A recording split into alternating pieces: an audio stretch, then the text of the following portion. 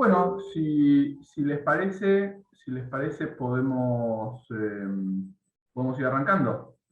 Ah, Bien.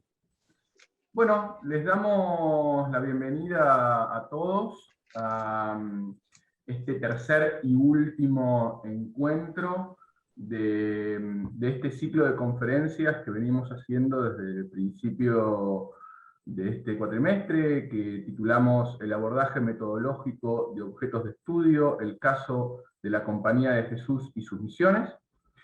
Este ciclo de conferencias surgió como una iniciativa,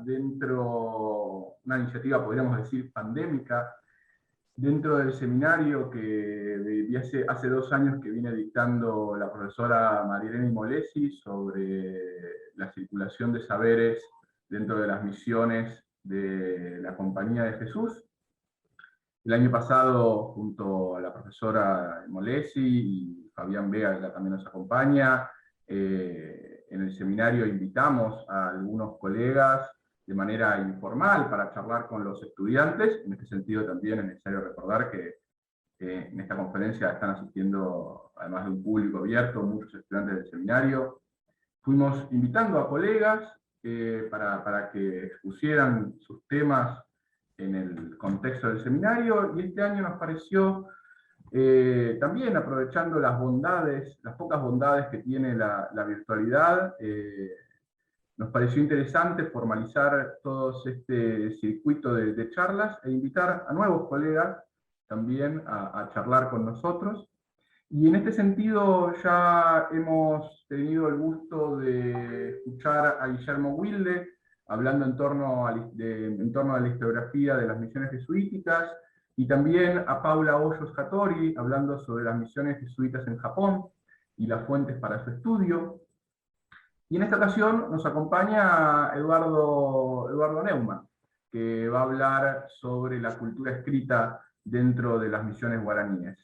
Pero antes de empezar, no me gustaría olvidarme de agradecer al Instituto Ravignani y a la doctora Noemí Goldman y a Marianela Barral, que acá nos acompaña también, del grupo Religio de Historia de la Iglesia, por cedernos este espacio, también que este ciclo lo estamos haciendo en conjunto con ellos.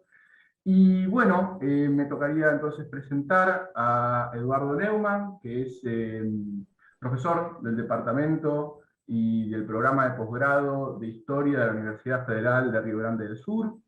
Es uno de los coordinadores del grupo de investigación Sociedades de Régimen Antiguo en el Atlántico Sur. Sus investigaciones actualmente están centradas en la historia media colonial, la historia de los indios, la historia social de la cultura escrita, y ha publicado, entre otros libros, el trabajo guaraní misionero en el Río de la Plata colonial, y un libro sobre el cual supongo que hablará bastante hoy, Letra de Indios, Cultura Escrita, Comunicación, Historia Indígena de las Reducciones del Paraguay. Bueno, sin más, le cedo la palabra a Eduardo, y que va a presentar sobre, acá tenemos el título ya expuesto desde el inicio. Hola, ¿puede empezar, Nicolás? ¿Está? Sí, perfecto. Perfecto. Bueno, gracias por la invitación. Primero, es un gusto reanudar contacto con los amigos de Argentina, del Ravignani, del Grupo Religio. Es una lástima que aún tenemos que mantener contactos virtuales. Ojalá que el próximo año nos brinde con encuentros presenciales, ¿no? Estamos muy al tanto de volver a charlar en directo con los compañeros, con los amigos. Ya hace un buen rato que estamos encerrados en nuestros despachos, oficinas y todo más. Eso pasa factura, como pasa, ¿no? Bueno, agradezco una vez más por mi nombre, ser parte del listado de los ponentes. Y yo voy a hablar de un tema que ya me ocupa hace un par de décadas. Cuando lo pienso así, me da un poco de susto. Pero es un tema que yo empecé en el doctorado y aún da para más por veces. Y así que el tema no es nuevo, pero aún es inédito, se puede decir, porque aún no hay mucho trabajo más en esta línea. Hay unos desdobramientos, bueno, veo acá a Fabio, que está trabajando con la biblioteca, hay otros dirigidos que también. Así que yo voy a presentar una síntesis de la investigación, pero muy centrado, ¿no?, punteando en el momento, en la década que hay conflictos, de los años 50 del siglo XVIII. Voy a presentar unas pruebas y también comentar algunas líneas de trabajo que se puede aún invertir. Me parece que quedarían en buen puerto, por así decir. Entonces, Perdón, Eduardo, antes que me olvidé de decir, metodológicamente para manejarnos en la conferencia, para todo el público, a medida que vayan saliendo dudas sobre la exposición de Eduardo, la idea es que las vayan volcando sobre el chat, ¿sí? Y cuando terminemos, cuando Eduardo termine, vamos a empezar a compartir y dialogar a partir de esas preguntas, ¿sí? Perdón, para no, ordenar. no, no, perfecto, no, porque yo no estoy viendo el chat también, no, no lo veo acá. Sí, creo que está para vos. Entonces, está diciendo el tema, las cartas, las armas, por cuenta que en mitad del siglo XVIII, por cuenta del Tratado de Límites, que está en el marco de las reformas borbónicas, hay una dinamización de los contactos epistolares, así una dinamización, una escriturización de las relaciones sociales, y aquí nos tenemos muchas pruebas. Y así que voy a presentar algunas pruebas y también algunos retos para trabajar con materiales que muchas veces no llegan por segundos, por terceros y todo más. Entonces, es un planteo general, un tema que yo he dicho me ocupa mucho tiempo. Voy a hacer aquí un corte muy específico, ¿no? Bueno, acá un plano de la Sudamérica, solo para ubicar a la gente que no conoce mucho bien. Estamos acá en la región, en la Mesopotamia, entre el río Uruguay y el río Paraná. Y acá en detalles las reducciones, los pueblos, ¿no? Que estaban en el marco de que hoy es parte de Río Grande.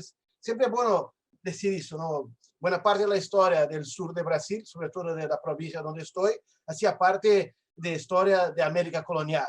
Eso es importante porque mucha de la documentación que yo tengo acá está producida por los lusitanos, que estaban acá peleando con los indios por el territorio. Entonces, es importante porque por mucho tiempo se escribió la historia de estas reducciones en un marco estrictamente nacional, o que es un horror, es un fallo total, porque se secciona una historia que era mucho más amplia.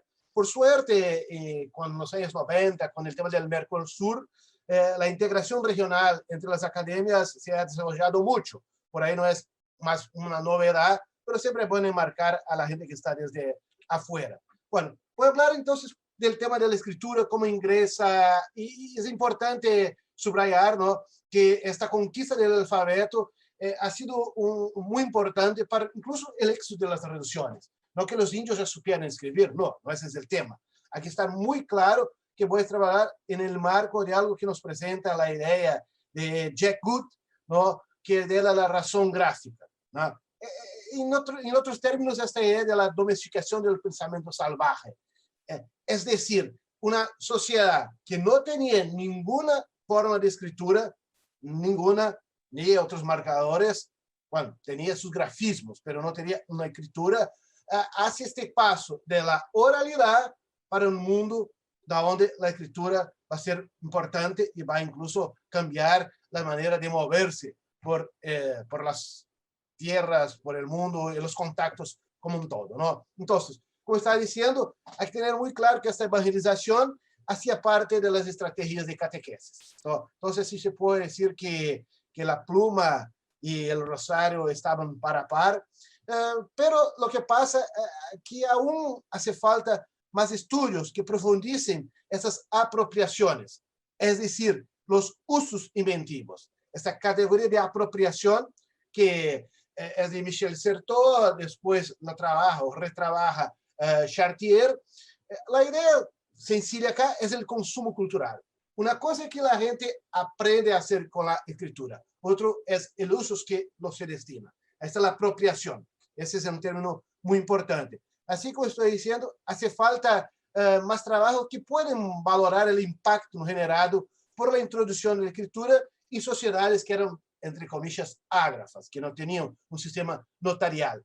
Eso es importante porque por ahí se puede hacer análisis comparativas con otras regiones de sociedades que tienen este paso de un mundo estrictamente oral para un mundo de la escritura. Y hay un traspaso ahí por veces un poco imprecisos, algunos fallos, hay algunas transmisiones que dejan algunos huecos por el camino, ¿no?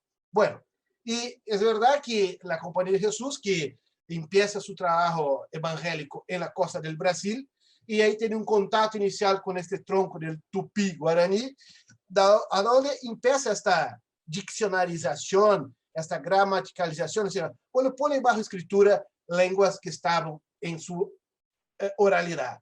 Hay dos trabajos que son clásicos ahí para el tema, solo voy a apuntar acá, es de Anchieta, que se publicó en Coimbra, Arte de la Gramática de la Lengua, es usada en la costa do Brasil, no es en todo el Brasil.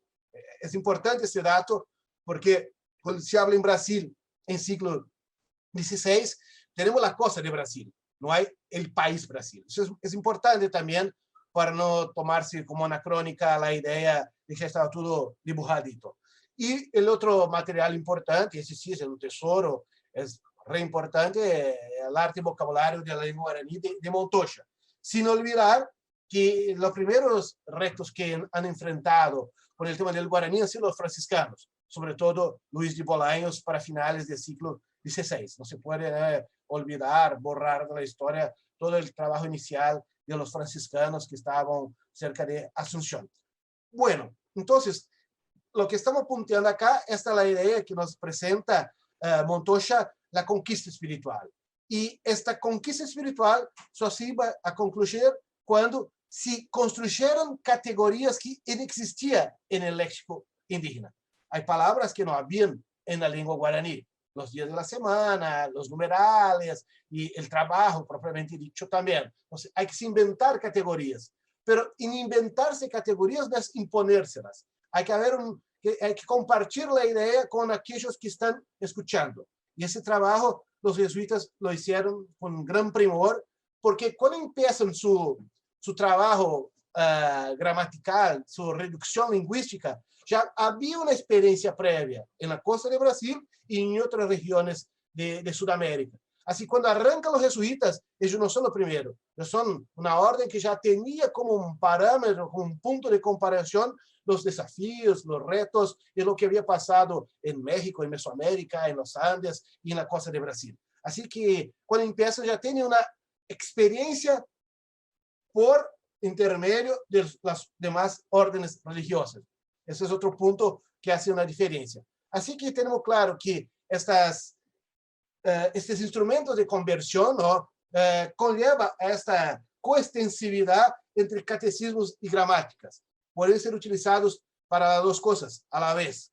Y es importante acá también dejar claro que muchos de estos señores que venían acá venían como misionarios, son vistos como lingüistas. Bueno, no había esta función, son gramáticos, y tienen este desafío, tienen esta tarea de intentar escuchar una palabra y ponerse en papel. Y como decía un señor, un arqueólogo que ha trabajado hace mucho, incluso un jesuita que no le gustaba el diablo, tenía que escribir la palabra diablo en Angá. Entonces, incluso palabras que eran pecaminosas tuvieron que ser registradas, no tuvieron que tener una escrita para tal. Entonces, esa escriturización de la lengua guaraní es que nos permite, utilizando un poco también esta idea que nos presentó Serge Gruzinski, ¿no? La idea de una colonización del imaginario. Es decir, la escritura es una forma sutil de colonización del imaginario, de imponer nuevas realidades, categorías, valores y todo lo más. Por eso que esta operación traductora va a organizar las lenguas nativas en la misma métrica de las lenguas occidentales. Sí, que están tomando como parámetro acá la gramática del griego y del latín. Estas son las lenguas clásicas que sirven de parámetro para construir estas nuevas categorías en otras lenguas. Entonces, aquí estamos en este trabajo de escuchar, escribir y hacer los ajustes necesarios, porque ese es otro tema. Uno que tenga una noción mínima del guaraní sabe que hay 12 vocales, 6 nasales y 3 orales. Es decir, que una palabra que se dice mal, una mal pronunciación, tenía otro significado. Bueno, hay que estar. Cuando arrancan las reducciones, esas reducciones van a ser un espacio social de la cultura escrita, de la lectura y escritura. Es decir, porque estos indígenas han sido entrenados en este ejercicio de entrenar a través de una reescritura cristiana o de invención de su idioma. Eso tenemos los trabajos de Bartolomé Meliá, que nos ha enseñado de su tesis doctoral, del 69, ¿no? La lengua cristiana en las reducciones. Esa es la función que tiene la lengua en un primer momento, es de categorizar las ideas, que son muy difíciles. ¿Cómo explicar a un indígena que la Santísima Trindad son tres en uno? Es complicado. Padre, Hijo y el Espíritu Santo. ¿Cómo pasar una idea si no es en la lengua que ellos conocen? Igual no tiene esas categorías, hay que buscarla. Y ahí está, los jesuitas intentaron no hacer muchas concesiones a términos extranjeros, no utilizar muchas palabras del español, y sí crear neologismos, palabras tomando como bases los sufixos, las raíces de la propia lengua guaraní. Así que esta lengua indígena, con una finalidad de evangelización, ha producido una enorme cantidad de papeles, de documentos en guaraní que puede ser escrito por los jesuitas y que también puede ser escrito por los propios indígenas. Aquí vamos a intentar ver cómo estos indígenas aprovechan este conocimiento previo, ¿no?, de letramiento, si lo quieren de esa manera, esas prácticas letradas, para después hacer los usos que van a hacer. Entonces, una de las modalidades, las primeras modalidades que van a ver en las reducciones, aparte de los catecismos y los sermonarios, van a ser estas escritas, las escrituras expuestas, ¿no? Ha sido una estrategia muy utilizada en toda Europa occidental, ¿no?, de ponerse en grandes marcos, en puntos claves, palabras escritas en tablas, en mármol también. O sea, esa modalidad de escritura expuesta nos presenta Petrucci, que ha sido utilizado sobre todo para ter uma grande visualidade. Em outras palavras, é uma escritura que está à mostra de muita gente e que tem uma ideia de passar-se uma memória de determinadas coisas. E acá, na redução, vai ser o curusucuatiá, a cruz inscrita, a cruz que tem uma inscrição. E essa estratégia se utilizou, sobretudo, em las tijeras de las iglesias, donde fuera sermones de San Francisco y otras cosas estaban expuestas. Es importante también para tener una idea de cómo se produjo la difusión de esas escrituras. Bueno, ahí que está. Si esa instrucción alfabética, la conquista del alfabeto, va a tener un impacto fuerte en la conversión. Todos los señales que tenemos, las huellas, ¿no?, son de que la verdad es que esses indígenas que tiveram papeles, que manusearam os materiais, manejaram materiais, estavam mais aptos e melhores condições de assimilar esses valores, essa ideia da colonização do imaginário. Então, a alfabetização e conversão são os dois caras de uma mesma moneda. Se por um momento estão dizendo, mira, é assim que se diz o Padre Nuestro, a Ave Maria, também se está aprendendo a escrever. É muito instrumental em um primeiro momento, pero de aí se pode ir aos outros níveis. Incluso em las celebrações, quando empiezam as primeiras reduções, isso em princípios do século XVII, elas tiveram um papel clave, sobretudo em encenações, como está puesto acá. Em um momento de uma celebração, se põe as letras que formam o nome de Maria em um escudo, e assim se vai ordenando as letras como se fosse uma suerte de quiz, ¿no?, para deletreando palabras, como si fuera así. Era estrategia que se utilizó en un primer momento. Entonces, los misionarios utilizaron esa visualización de las letras como una estrategia muy sencilla, pero que se ha aprofundizado mucho en momentos estratégicos, en la celebración, en un ritual, de manera a fijar bien la información. La verdad es que cuando yo empecé toda esta investigación, yo había leído una buena parte de la historiografía que había hasta la época, ¿no? Y lo que yo me daba cuenta es que si por un lado se decía, mira, no, casi no se escribieron, los indígenas no escribieron, cuanto mucho eran buenos copistas, tenían capacidad de imitación y todo más.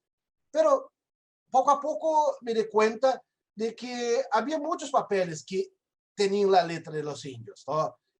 Aparte que en distintos archivos, ahí en Argentina, en la ARN, hay cosas en el ANA, en Asunción, hay cosas en British Museum, hay cosas que están, por ejemplo, en España también, ¿no? Es verdad, sobre todo en Simancas, em Arquivo Histórico Nacional, em Madrid também, que nos dão uma informação que as escrituras não são somente de los jesuitas, há escrituras indígenas também.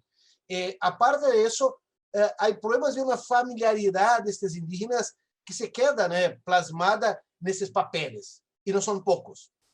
O tema é que, em geral, só temos pruebas físicas, ¿no? Los vestigios para mitad del siglo XVIII. Pero a través de otros informantes de crónicas, ya se comenta de indígenas que estaban buscando la pluma, el papel, dejando mensajes y otras formas de información. En todo caso, ese trabajo está a medio caballo entre el que es en Brasil, que se dice una nueva historia indígena, que está para vosotros en el marco de una etnohistoria, y también de esta historia social de la cultura escrita, las prácticas letradas, por así decirlo. Entonces, es un cruce entre esas dos tendencias, esas dos historiografías, ¿no? Y ahí que está. La escrita es una nueva tecnología, ¿no? Y esta tecnología permitió la creación y sobre todo la organización política administrativa a donde estaban involucrados directamente estos indígenas. Aquí está otra cosa que siempre me causó mucha curiosidad. La idea de que un par de jesuitas pudiera controlar 2.000 a 3.000 indígenas. Eso solo es posible porque hubo una participación muy fuerte de un grupo de indígenas que se van a dar cuenta de que esta escriturización de las relaciones sociales está enmarcada por el tema del poder. Es decir, los jesuitas tienen un grupo de apoyo, que después voy a nombrar como una élite acá, que es fundamental para hacer todas las actividades. Son esos que hacen el papel de intermediarios entre el cura y la gente del común. A necesidad de tener administradores de que naturaleza lo sea. Bien, y ahí que está. A partir de eso se puede ver el rol de estos indígenas en las reducciones. Es verdad que aún es poco conocido el rol de todos los actores, porque hay distintos niveles de participación, desde uno que está en la ganadería o trabajando en los yerbales o tallando un árbol, al otro que está escribiendo papeles, uno que está haciendo una escultura o que está haciendo las casas, que tiene la planta baja de una vivienda. Entonces son diferentes niveles de participación. Y eso es posible porque es un trabajo organizado, donde cada uno tiene su función muy en claro. Pero lo que estoy intentando enmarcar acá es que en estas diferentes actividades cotidianas, muchos controlaban la escritura. Aparte de que teníamos un grupo dirigente, ¿no? Que está vinculado a los cabildos indígenas, pero tenemos gente que son artesanos, músicos, sacristanes. O sea, hay muchas actividades. Unos están más cerca de la cura y tienen más acceso a este mundo de las letras, a los instrumentos necesarios, lo que sea, papel, una pluma, una mesa para escribir, y otro que está caminando por ahí buscando la miel y otras cosas. Entonces, no vamos a imaginar que es una sociedad homogénea. Ese es el punto. Hay un grupo que tiene más acceso, más vinculado, y hay otro que no está. Pero, de igual, todos comparten la idea de los poderes del escrito. Eso ya es un dato garantizado, porque son varias y varias generaciones que están conviviendo con el mundo bajo las letras, ¿no? Y hay, sobre todo, una valoración de esta escritura.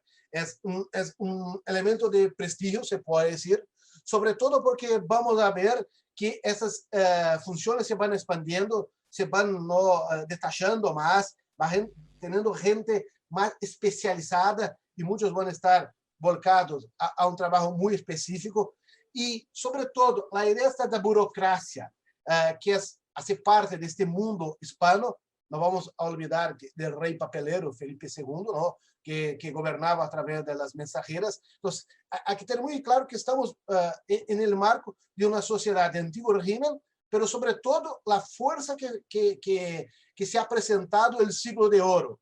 O sea, esas transformaciones tienen que estar conectadas con las prácticas culturales adentro de la monarquía hispánica. Este otro dato importante. ¿Por qué yo estoy subrayando eso?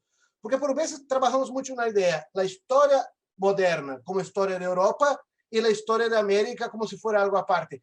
Y a mi juicio, la modernidad empieza con el Nuevo Mundo.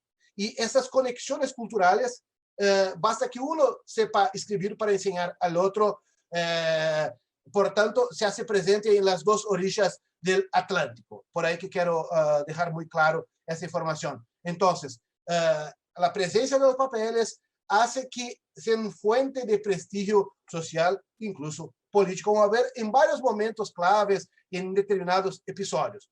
Bueno, van a tener varias funciones, como estaba diciendo, ¿no? Gente ligada al cabildo, corregidores, secretarios, alférez, regidores, mayordomos y otras actividades más vinculadas a la iglesia, a liturgia, ¿no? Como ya había comentado, músicos, copistas, los maestros de capilla, los congregantes. Y esta gente, en su mayoría, ha sido conocedores y manejaban bien la escritura. Sobre todo los propios secretarios, escribientes natos, los mayordomos también, pero sobre todo hay muchos papeles que señalan este ejercicio de maestro, aparte de maestro de capilla, maestro también de letras, estos señores que trabajaban junto a las sacristías, ¿no? Bueno, algunos escribientes, para bajarse la mirada y no quedarse mucho en un plano general, cuando escribieron, está claro, pero ¿quién escribía? ¿Quién escribía más? Como estaba diciendo, secretarios, nos cuatía apoara, porque la persona que tiene esta función, en claro, de recibir las reales cédulas, de hacer la traducción o leerla en voz alta. El mayordomo, que sobre todo controla los almacenes, la producción, cuánto de granos tenemos, cuántos bolsos de tabaco, cuántos bolsos de yerba y todo más. Es una suerte de procurador de los bienes comunitarios. Y este personaje, que é o maestro de capilla, que são professores de primeiras letras que atuavam como delegados da escritura. Muitas vezes o indígena que tinha um papel e que não sabia ler, não buscava o secretário, buscava o maestro de capilla porque tinha mais acesso, tinha mais cerca a este tipo, porque já estava trabalhando com a coletividade. Não? Aí que está. Por isso se pode falar em um grupo de 3.000, 4.000 que há uma elite.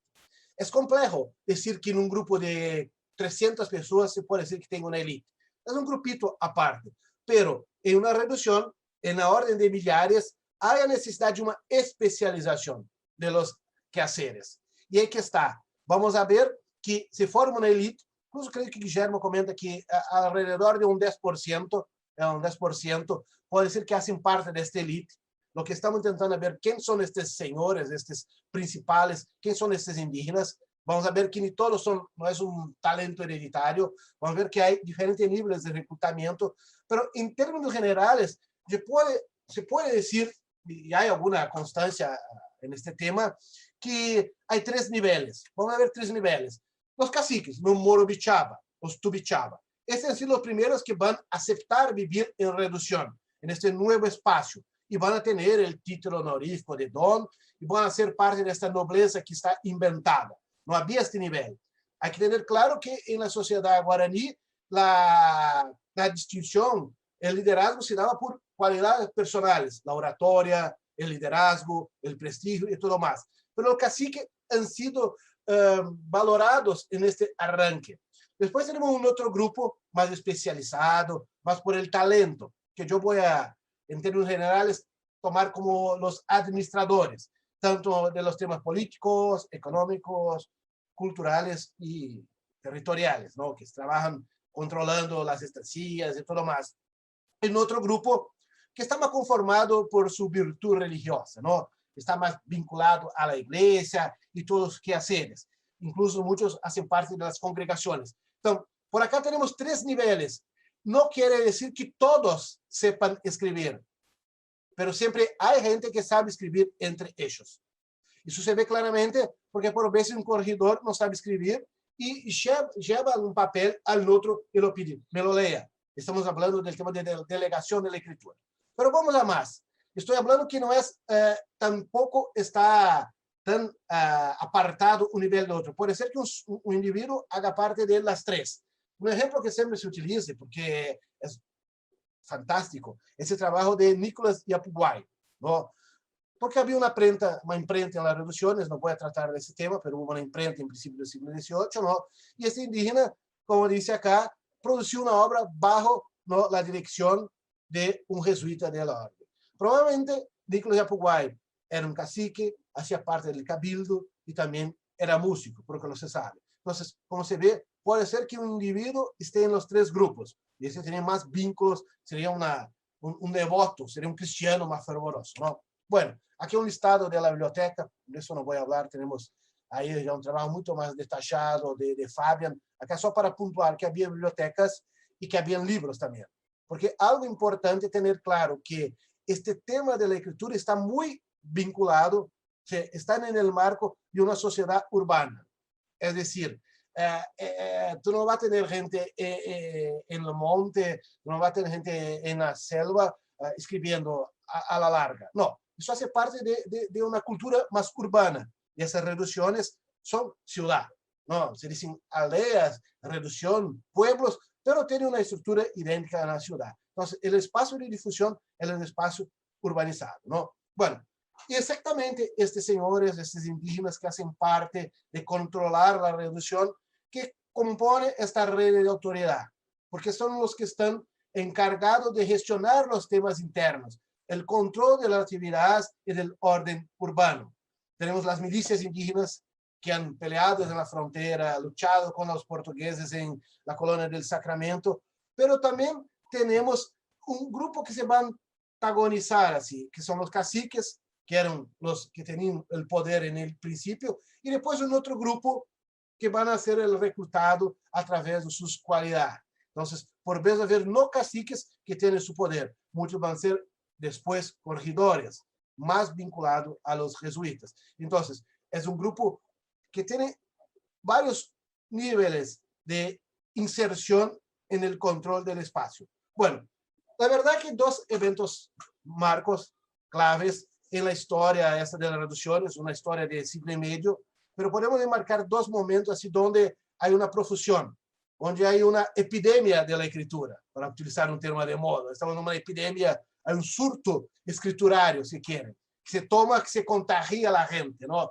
Así que es el Tratado de Límites, o el Tratado de Madrid, de manera más sencilla, y después la expulsión de los jesuitas. Pero acaso voy a tratar del tema del cambio de territorio, ¿no? Que este sí que es más fuerte en términos de una manifestación más genuina, por así decirlo, ¿no? Aquí un mapita para ubicarles, ¿no? La línea divisoria, solo para quien no conoce el tema, para los estudiantes de grado, los demás ya están, ya saben de sobras. Entonces, acá está la línea que dividiría los dominios, acá está Río Grande y Uruguay, ¿no? Esta es la línea que pasa de Castillos hasta acá. Entonces, acá donde estoy con la flechita, esta era para pasar a territorio de Portugal, y la colonia del Sacramento pasaría a España, ¿no? Aquí están las reducciones orientales.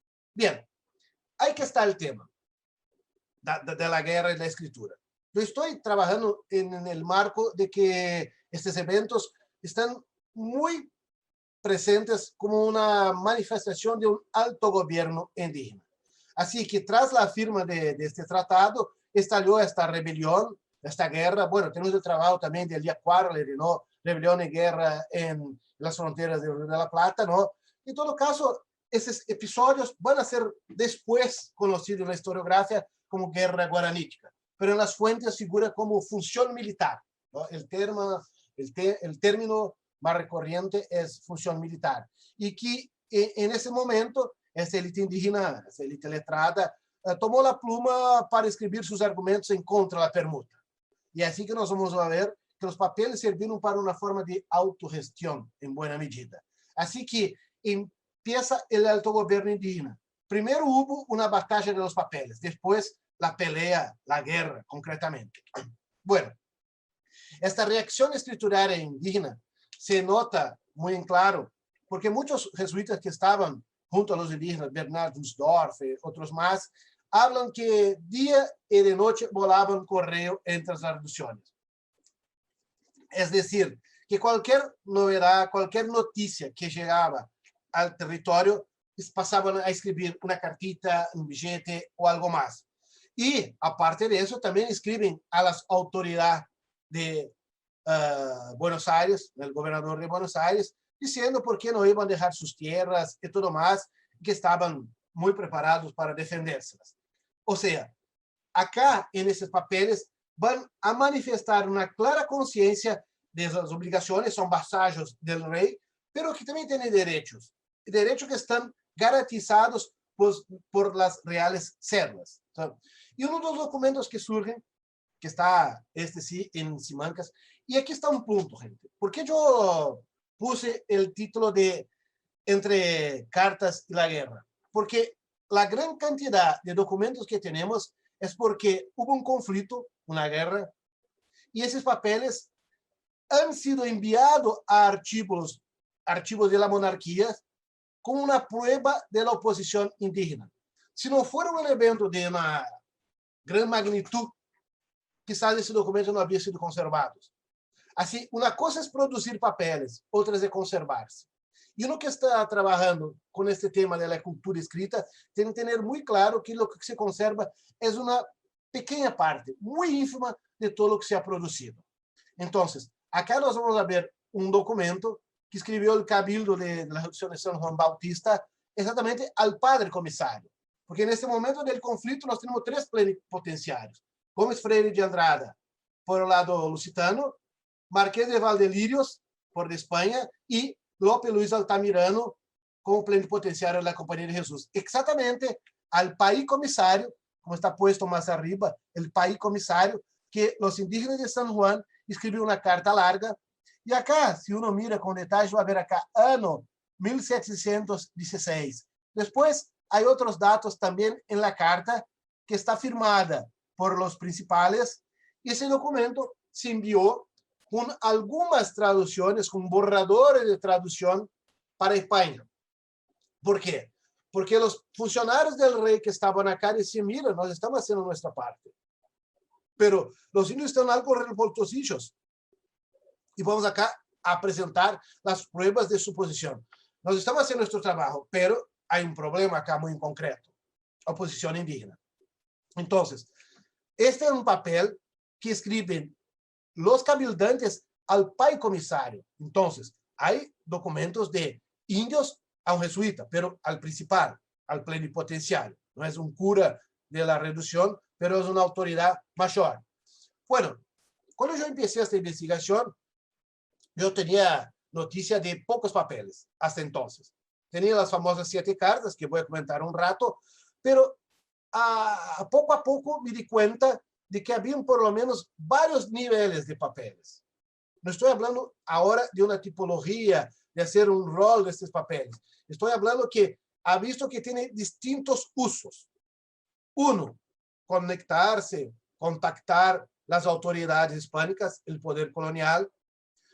Pero el más curioso es que hay correspondencias, hay misivas entre indígenas, indígena escribiendo al otro, un capitán escribiendo a un corregidor o algo así, o un cacique escribiendo a la gente del común. También se utilizó mucho la escritura para buscar apoyos, entablar redes. Ese es un papel importante, esa es una función de la escritura, intentar buscar compañeros que estén dispuestos a tomar armas, obtener soldados o notas de sucesos, hechos de memoria. Entonces, en líneas muy generales, funciones, usos, se puede tener claro. Bueno, estaba diciendo que uno de los papeles más curiosos y que yo sepa, por lo menos, tan bien conservado y teniendo la prueba física, esta correspondencia entre Alejandro Muburari, que era el capitán de las tropas de San Luis Gonzaga, y el Miguel Pascual Tiraparé, que era el corregidor de Japejó. Vejam bien, acá está una carta. Este documento es preciosísimo, porque se puede ver todas las marcas que nos presenta. Desde escribirse en los márgenes a decir, acá está Cocoatía Mirim, esta pequeña cartita, no, una cartita, Santo Antonio, a donde se escribió, y acá está firmada, fechada y todo más. Entonces, es un documento que tiene expresiones muy propias de los indígenas. Y a donde se puede ver que muchas veces los indígenas, cuando siempre trasladarse, transligarse, estaban entendiendo a dejar nuestra tierra. Entonces, hay cosas semánticas que uno decía de una manera, pero el otro entendía de manera distinta. Hay, vamos a decir así, problemas de traducción entre términos, entre la lengua española y el guaraní. Entonces, este es un documento realmente fantástico que está en el marco del momento en que las comisiones demarcadoras por parte de España y Portugal están en lo que hoy es cerca de frontera entre Brasil y Uruguay, cerca de la ciudad de San Gabriel, en el Batoí, y se encuentran con las comisiones demarcadoras. Bueno, las más conocidas, las pruebas de la escritura más conocidas son las 7 cartas. Esas que están hace mucho tiempo en España, en el Archivo Histórico Nacional. Pero ahí que está. Esas cartas no son novedad. Se conoce, se han sido publicadas desde mitad del siglo XX. Entonces, por lo menos hace 70 años se tiene noticia de estas cartas. La pregunta que tenemos que hacer es por qué solo ahora estamos dando valor a este conjunto de documentos escritos por indígenas. Esas cartas, los originales están todos guardaditos en el legado 120 Rotas en el Archivo Histórico Nacional de Madrid, y después se publicó traducciones al español a través del trabajo de Francisco Mateos y Misionales Hispánica. Un dato importante, hay 7 cartas, pero no son de los 7 pueblos orientales. Una no escribió San Borja, y una viene firmada solo por Nicolás Ñinguirú de Concepción. Por tanto, tenemos un problema de pesquisa acá. ¿Por qué San Borja no se manifiesta? No lo sé. Hasta hoy no tenemos una respuesta conclusiva. Hay hipótesis, pero no tenemos muy en claro. Pero podemos volver al tema, no hay problema. Estas 7 cartas, por mucho tiempo, hasta los años 80 del siglo XX, se decían que eran cartas fraguadas, que los indios eran títeres en las manos de los jesuitas, que no tenían capacidad para escribir cartas como tal. Mira, ese tema no es nuevo, como estoy diciendo. El inédito es pensárselo los indígenas como sujetos dotados de capacidad para escribir, presentar sus argumentos en una escrita muy elegante. Aquí está un original para que vean. Esta es la de San Luis Gonzaga, una carta elegante, respetando todos los protocolos, ¿no?, de la escritura culta. Acá tiene la carta firmada y aquí un otro ejemplar. Tampoco lo voy a aburrir con todo eso porque ya es reconocido. Y mira, estas cartas son del 1753, como decía acá, de julio. Son muy semejantes. Son cartas que parece que todos hicieron una charla previa, vamos a decir tal y tal y tal, tenían una especie de borrador y lo pusieron en sus términos. Las dos más fuertes, los argumentos fuertes, es de San Nicolás y de San Miguel. Pero, tras todo eso, en 1754, cuando empiezan a adentrar el territorio misionero, los portugueses son sorprendidos con una inundación del río Jacuí y tienen que se poner arriba de los árboles, tienen que se montar en las ramas, porque había una inundación, no pudieron quedarse en sus carpas. Y para poder darse marcha atrás, el comandante Gómez Freire de Andrade hace un acuerdo, un armisticio. Esa es la convención del 1754. ¿tá? Tenemos pruebas. Y eso está muy en claro en el diario, en el escribano portugués, que es Jacinto Rodríguez de la Cunha. Tá? E ele comenta, deja constância, fizeram-se 4 tratados de teor, 2 em português e 2 em língua tapi, e se levaram um dos seus e outro em português. Tá? E este acordo, disse língua tapi, que é o guarani. Então, se firmaram como se foram 2 estados independientes a ser um acordo para que se respeitara. E o acordo tinha como um limite o rio Jacuí, ponendo que uma parte tocava aos indígenas e outra aos portugueses. Ou seja, estavam marcando uma fronteira física a través desse acordo. Mira, utilizam a carta para finalidades diplomáticas e há constância desses documentos. Mas também há outros indígenas que eu quero comentar, bajar-se mais aún na mirada. Indígenas que têm nomes, apellidos e funções. Vou comentar Rafael Paracatu, Crisanto Nerandá e Pascoal Yaguapó. Paracatu, Rafael Paracatu ha sido el cacique de Japeyú, que estuvo también en el marco de todos los conflictos con las tropas de Andonaegui en 1754 cerca del Daimar, porque los portugueses venían por un flanco y los españoles por otro. Y sobre todo, con Paracatu se ha aprendido muchos papeles, sobre todo documentos que se lo enviaron los mayordomos que estaban en las estancias. Pero detalle importante acá, estos documentos de Paracatú solo tenemos las traducciones al español, no tenemos los originales. Pero no estamos acá buscando el original perdido. Nos importa saber que escribieron, incluso acá tenemos el teor, el contenido de la información. Y acá muy rápidamente lo que decía uno de esos mayordomos que escribió a Paracatú. Dios lo guarde, te pedimos, tal. Pero que importa acá que está en rojo. José Aviaré te llevó 2 aspas de pólvora para las armas y 44 balas. 7 plegos de papel blanco en un canuto de tacuara. Papel hacía parte de los insumos que demandaban los indígenas. Esta guerra se ha hecho con pólvora y papel. Como decía, hubo una batalla de los papeles. Tanto es que están enviando desde la reducción, desde el núcleo urbano hasta la estancia, papeles para que pueda seguirse encarteando, ¿no?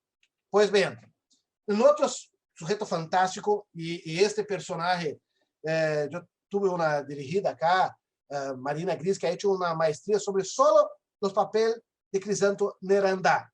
Nerandá estuvo involucrado en los conflictos con los portugueses cerca de Río Pardo, acá en Río Grande, y es un ejemplo paradigmático del uso que hace de escrita, porque él ha dejado una memoria,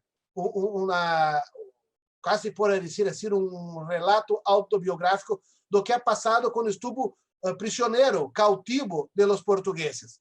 Al volver a su reducción, escribió un largo documento que de igual solo tenemos la traducción hecha por Nussdorf. Aparte de que años después del conflicto, Manuel Quirino, el superior, cualificó, ha dicho que este indígena era un indio historiador en términos del siglo XVIII, ¿no? Lo que conocemos hoy. Pero él decía, el Quirino, fue uno de los 53 indios bien capaz de San Luis en una relación que escribió Vuelta a su pueblo, en que a su modo les cuenta a sus paisanos todo el suceso. Este es un personaje fantástico, Crisanto, porque cruzando informaciones, tenemos certeza que él vivió hasta 1770 y picos, tenía un linaje. La pregunta que hacemos, ¿es verdadero? ¿Existió este personaje? Existió, porque hay constancia de él en los padrones. Por tanto, estaba vivo. Que nos dice que tenía 40 años, era mayordomo, ha sido el traductor que ha hecho la versión, Nussdorf. Pero Nussdorf tenía mucho conocimiento desde adentro de todo. No creo que es una mentira porque aparece otra vez Manuel Quirino dando constancia del personaje. Pero otro personaje que es muy fuerte en todos los conflictos y hace uso de la escritura, pero quizás menos conocido en Argentina, es José Ventura Tiarajú, conocido por el apodo solo de Cepé Tiarajú. Es un personaje muy fuerte en Río Grande, es nombre de calle, nombre de pueblo, nombre de centro cívico, nombre de asentamiento de Sinter, nombre de casi todo, no estoy bromeando. Es reconocido acá, ahora incluso hace parte del panteón de héroes nacionales, pero este tipo ha sido alférez de la reducción de San Miguel. Nació en San Luis Gonzaga, pero después tiene su vida enmarcada en San Miguel. Y estaba justamente junto con Alejandro Munborari en el encuentro en Santa Tecla, en 1753. Pero curioso es que Tadeo Javier Genes, que estaba por la banda de los indios, no se ha puesto al lado de los jesuitas, estaba en contra de la transmigración, comentó que el CP sabía pronunciar algunas voces de la lengua española. Es decir, manejaba algo del idioma del colonizador. Aparte que CP no era un cacique. Muchos dicen que CP era un cacique, no es verdad. Él pasó el rol de corregidor por sus cualidades, por su capacidad de liderazgo. Así se notabilizó. El tema es que CP murió algunos días antes de la gran batalla esta de Caiboaté. Entonces CP es un personaje fuerte y hay constancia de 2 mensajes que CP ha enviado a los curas. Una carta que está firmada y fechada en agosto del 53, en la estancia de las Yeguas, que le envía al padre Miguel de Soto. Y en la carta decía, traemos carta para el superior de los indios, no para el padre. Está comunicando con la mayor autoridad en este momento, el superior, no el cura del pueblo. Y una otra cartita de 17 de febrero que fue enviada al padre superior también, y una respuesta a un pedido de transmigración. Pero esas cartas solo tenemos información. CP es reconocido acá en Río Grande, como ya había dicho a vosotros, pero no tenemos un documento original de él. Pero eso no tira el brillo y la importancia que él ha tenido.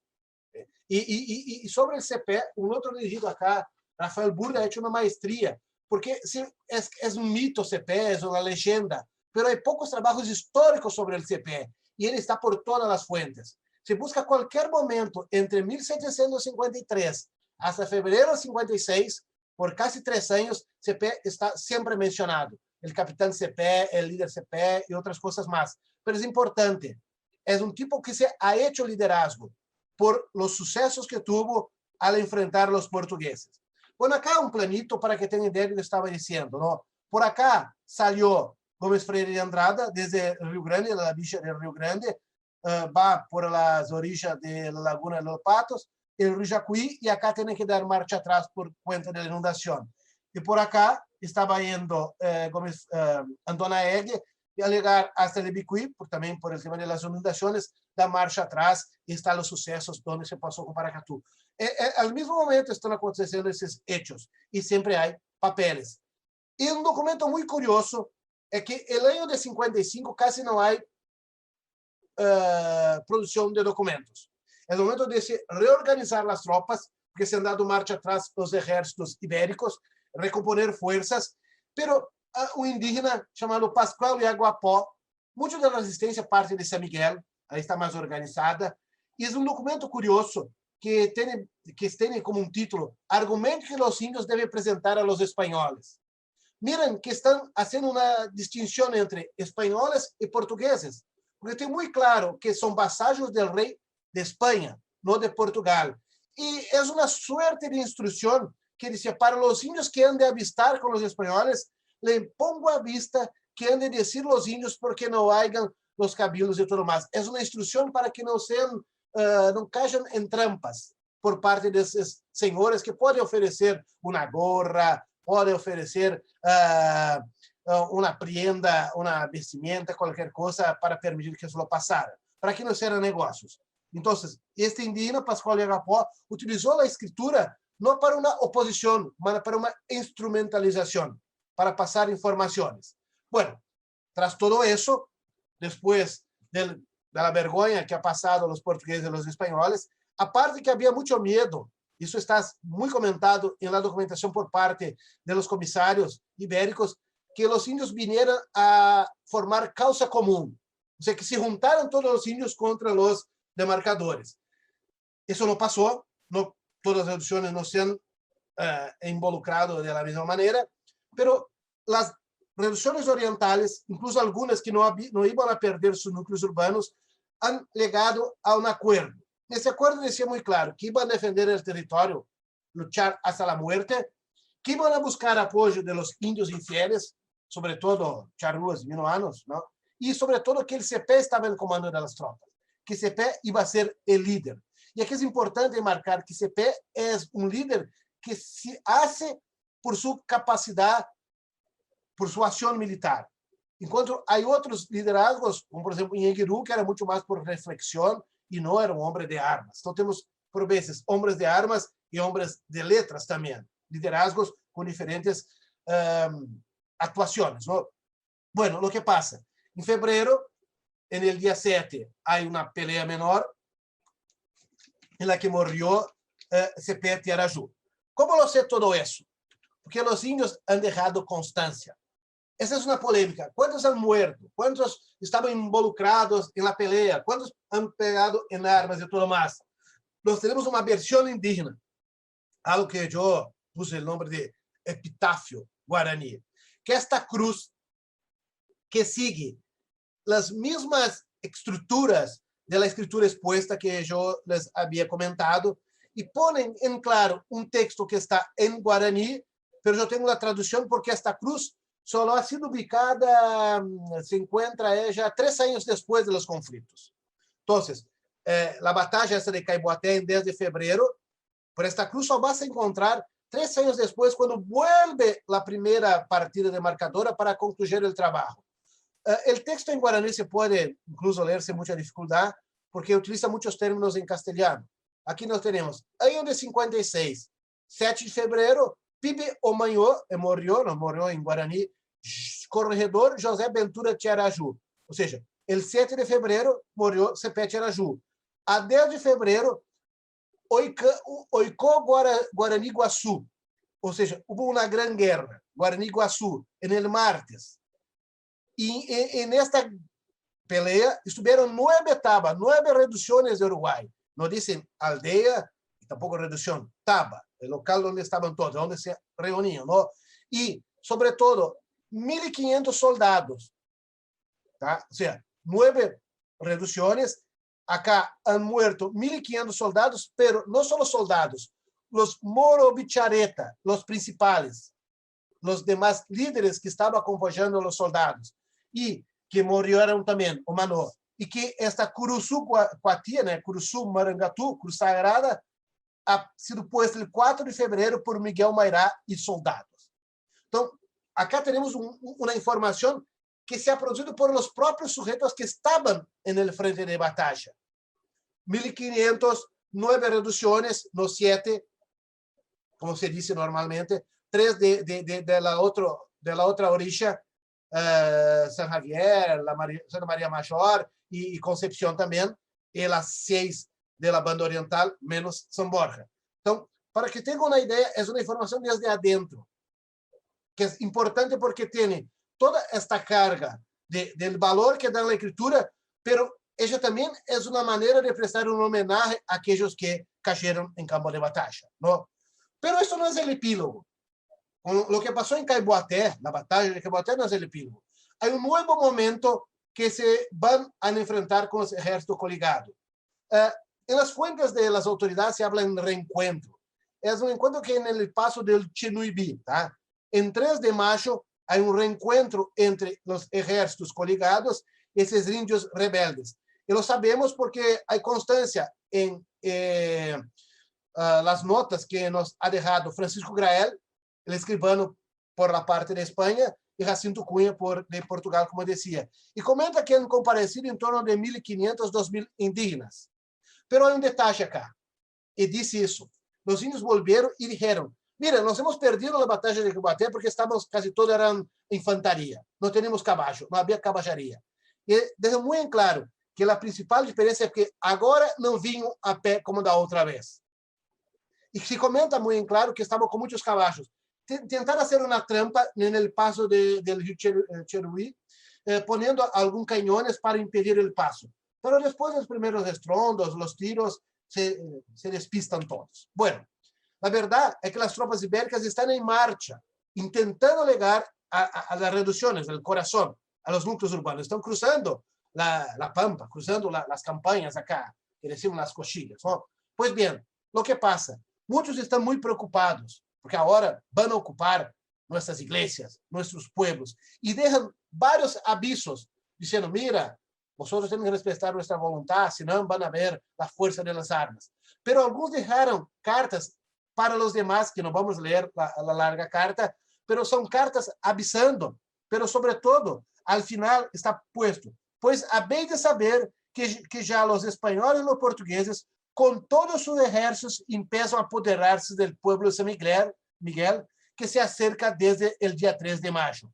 Entonces están avisando, como un anuncio, diciendo, tomad los cuidados necesarios. Y además, aún siguen escribiendo, y hay aquí un documento escrito por Joaquín Guaracuyé, que era de Generación de la Cruz, que ele vai dizer, sobre todo, que é para quedar-se afastados de los portugueses. Vamos ver acá. Esta é um pouquinho mais larga, mas vale a pena ler. Nosotros hemos venido de los de Chapeyú, Cruz, São Tomé, São Borja y todos los pueblos, y también todo el Paraná. Por eso los españoles castellanos, apártense de los portugueses cuando nosotros lleguemos. Es una amenaza. Para esto os escribimos. Sabremos que lo determináis nosotros. No os hemos hecho nada. No queremos matar a los castellanos. A los portugueses sí, queremos consumirlos. Esto es lo que hemos de hacer y hemos de andar por aquí aunque pasen muchos años. Por eso es escribidnos, para que sepamos lo que determináis. Es un aviso para decir, mira, los malos son los lusos. Esos que tienen la culpa. Los de España no, esos son vasallos, como nosotros, del rey de España. Está muy claro a quién deben obligaciones. Y el curioso, más curioso de todo eso, que si por un lado están en franca oposición, poniendo ¿no? avisos por el territorio, ahora, pasado algunos meses, tras la ocupación de las reducciones, hay una carta del corregidor de Yapeyú que escribe al marqués de Valderillos. La carta está en guaraní, como se ve, pero la misma carta lo escribieron en castellano. Está acá, alabado seja Deus guarde muy señor. Es una carta a Valderillos diciendo que no habría problemas, que no iban a crear ninguna suerte de problema al ingresar el comisario y su comitiva a la reducción. Eso estamos para noviembre. Hacer cuentas, estamos ahí 5 o 6 meses después de la ocupación. Es mayo que llegan hasta las reducciones. Entonces, ¿qué estoy marcando acá, chicos? Que se puede utilizar la escrita como una manifestación en contrario, pero también de apoyo a un nuevo orden que se está entablando por ahí. Y una suerte de documento que se utilizó mucho, porque la escritura se utiliza para el poder, pero también se utiliza para memoria y para la comunicación, este uso que hacen de los billetes, de pequeños papeles que se escribieron. Hay mucha información de que utilizaban estos documentos, pero poco se ha quedado. Este salió del AGN, y que siempre lo comento, porque es así, es una tirita de papel, pero si miran bien, es un billete que tiene data, está fechado, es raro, está firmado, Hilario Rama, pero este documento se envía desde la estancia para los indígenas que están adentro del pueblo diciendo, vamos a seguir resistiendo, no vamos a aceptar la presencia de los españoles en nuestras reducciones. Al paso que años antes, un año, algunos meses, mejor dicho, estaba diciendo, venga el marqués de Valderillos, ahora hay un grupito diciendo, no, vamos a seguir nos oponiendo en cuanto tal. Bueno, para no alargar demasiado y nos aburrir demasiado, un recuadro que se me presento para que tengan una idea de los tipos de escritura. Que escribieron, ya lo sabemos desde que Francisco Mateos localizó las 7 cartas. Pero ¿para qué utilizaban? Y acá se puede ver varias modalidades de la escritura, ¿no? Este cuadro puede echar una mano para tener una idea de a quién se volvía uno al otro, a quién dirigía el papel. Entonces, los billetes, la escrita rápida, ligera, la carta más formal, el memorial, que va a aparecer sobre todo tras la expulsión, el diario, hay constancia de un diario de la gente de Yapeyú tras los sucesos de Daimal, el relato personal, que sería el relato de Crisanto Nerandá, atas de cabildo, tenemos atas tras el tema del conflicto para 1758, no voy a tratar tanto de eso, las escrituras expuestas, que esas son fantásticas realmente, porque toman el ejemplo de otras modalidades que ya utilizaban los jesuitas para una otra finalidad. Y una otra que tenemos constancia, una narrativa histórica. Sería una cronología, pero eso tenemos constancia a través de Perramás. Bueno, después de los jesuitas, es todo un otro tema, porque hay muchos papeles, sobre todo en AGN, sobre todo papeles que están en guaraní y en castellano también. Entonces, acá yo lo punteo 2 temas. Uno que yo estoy intentando buscar más referentes, que es el tema del bilingüismo, porque decían que no podían hablar el castellano, pero muchos sabían el castellano. Y tras la expulsión hay muchos documentos en guaraní y castellano, o incluso como el presenté este de Yapeyú para vosotros. El otro tema es la producción que hay tras la expulsión, ¿sabe? ¿Por qué estoy marcando este tema? Porque son varios documentos y muchos, incluso ellos ponen el nombre de memorial, que es una modalidad muy conocida, el memorial, que es volver a un tema, hacer una memoria de algo que es conocido. Entonces, tras la expulsión van a escribir mucho, incluso en la lengua del colonizador. Entonces, vamos a ver que no hubo una sorpresa, no hubo una oposición a salida de los curas tras el extrañamiento, no hubo. Pero van a utilizar ahora la escritura para un contacto directo. Es decir, este periodo, este hueco entre el final del conflicto en las reducciones, tomar la guerra guaranítica, y tras la expulsión, un periodo de una década, hay un cambio en los lugares del poder.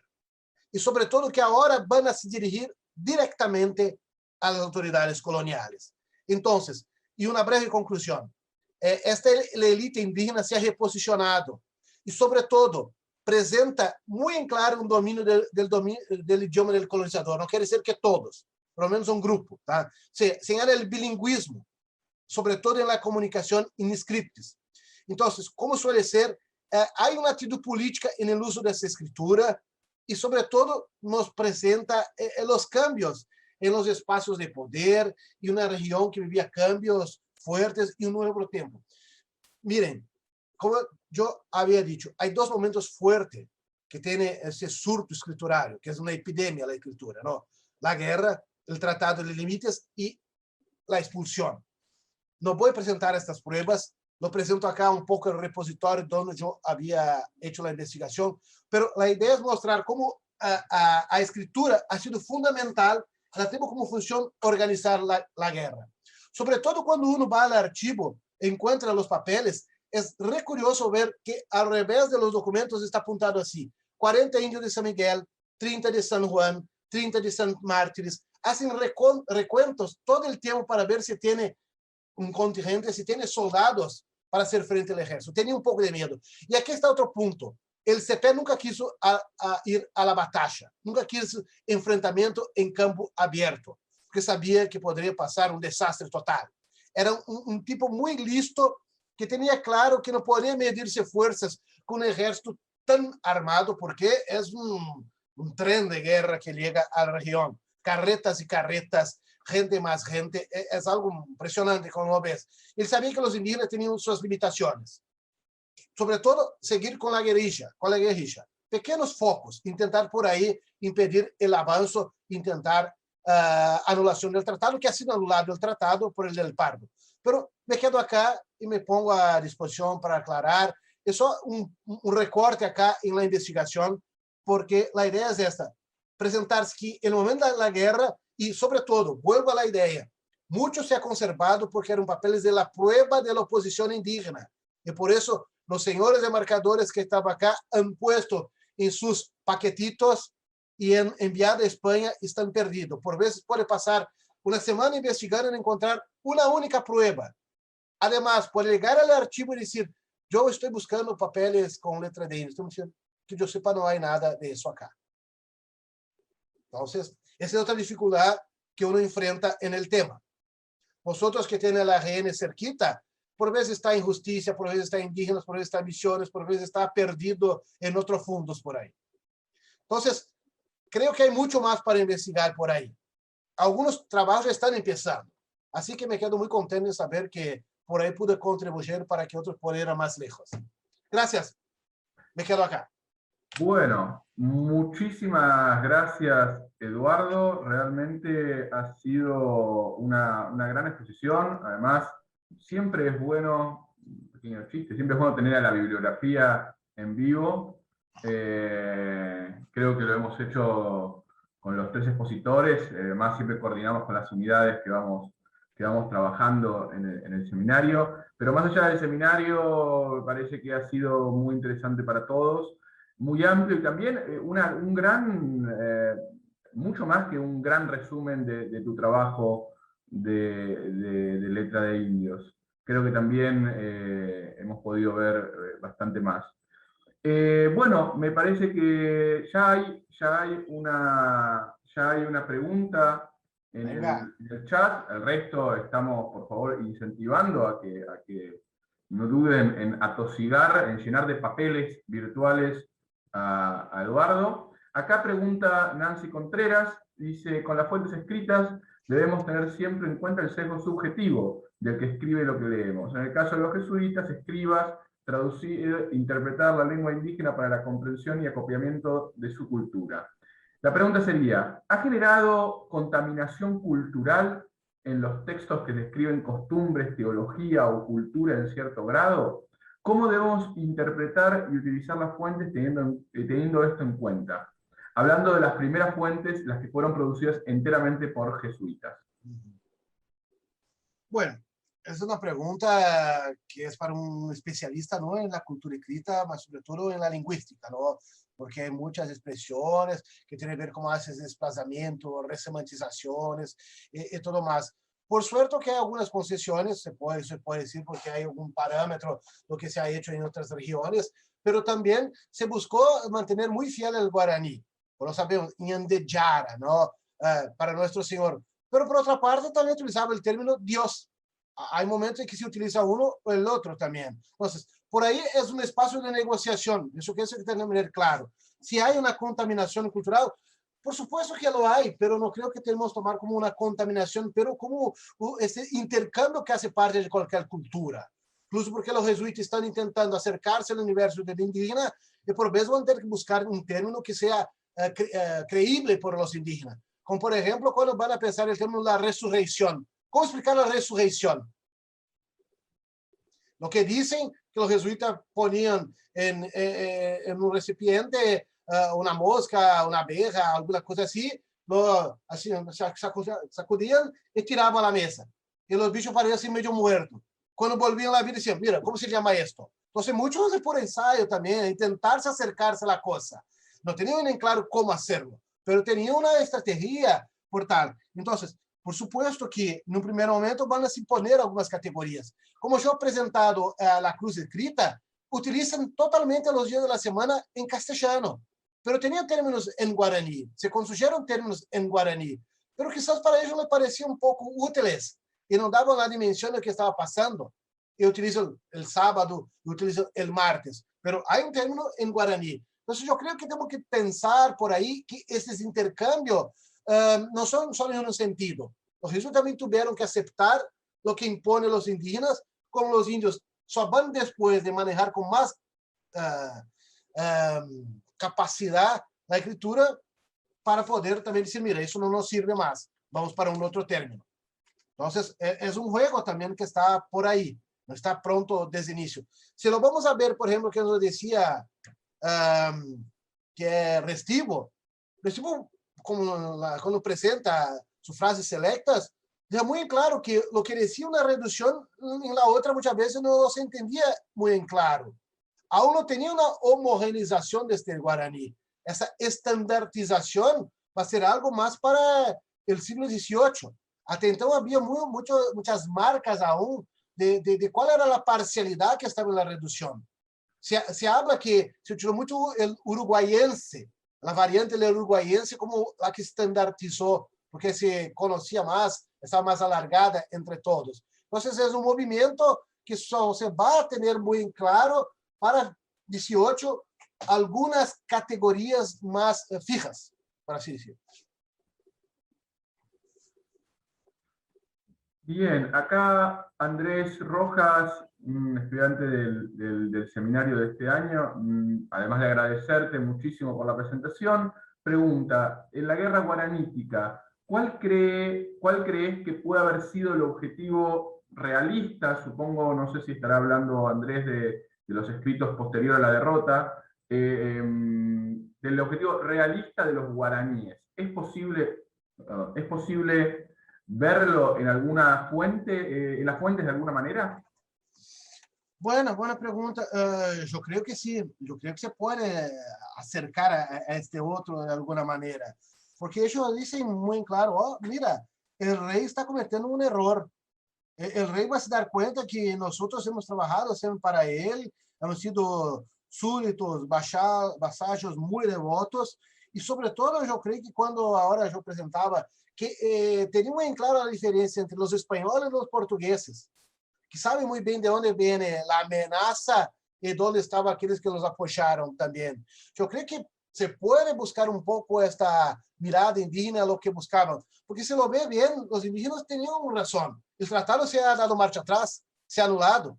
Quizás si no hubiera habido la guerra, quizás se ocupara los pueblos y después volvía todo como era antes, como de hecho se volvió. Porque aparte hay que tener claro, porque hay algunos padrones, por ejemplo, el padrón de 1759, una gran parte de la población se ha trasladado a las otras reducciones. Por ejemplo, la gente de San Lorenzo se fue a Santa María Mayor, de donde muchos eran egresos.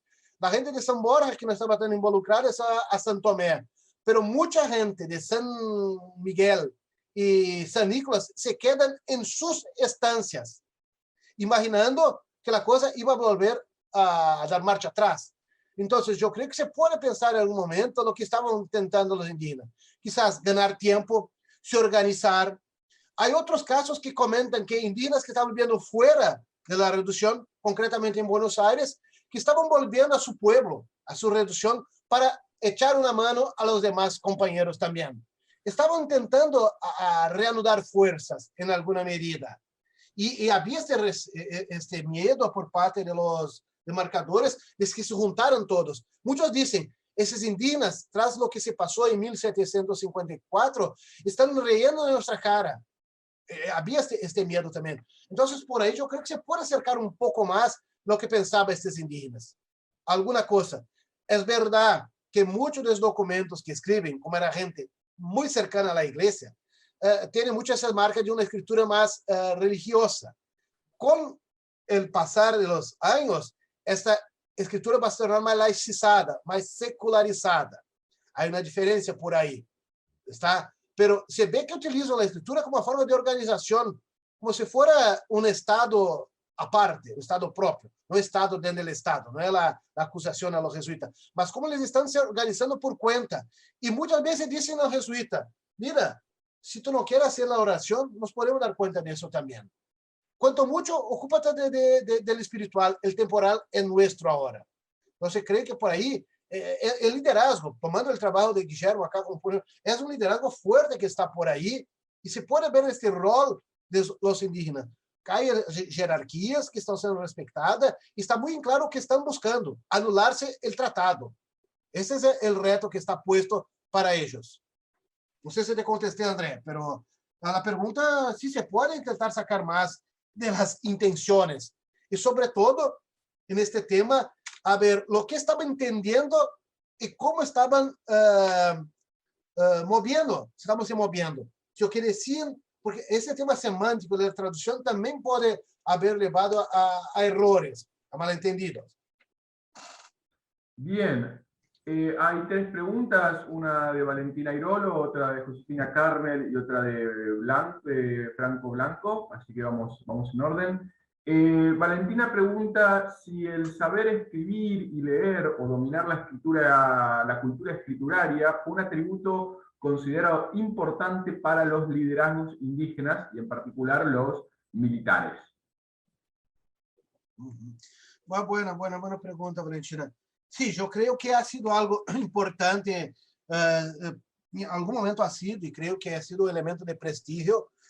Tenemos pruebas en claro tras la expulsión, que muchas veces cuando se murió el corregidor de una reducción, dice, mira, yo te apunto un nombre acá, hay una sugerencia, por cuanto que ese tipo sabe leer y escribir. Eso para el tema más administrativo. Pero creo que está, a mi juicio, y se puede comentar, podemos hablar más sobre eso, sobre todo cuando ves que dos liderazgos envían una carta al otro, pasando informaciones, sobre todo porque creo yo que al escribir se evitaba una información fragmentada. O sea, la oralidad comporta una transmisión que por veces no es muy garantizada. ¿Por qué escribir billetes? Porque se podría leer otra vez, pasar la información de manera más fiable. Es decir, si yo paso una información de voz, el otro puede retorcerla y cuando llega no es exactamente lo que se había dicho. Entonces, da un carácter más oficial. Yo creo que esos liderazgos que escribieron porque sabían y tenían un ejemplo de cómo los jesuitas se comunicaban con sus compañeros también.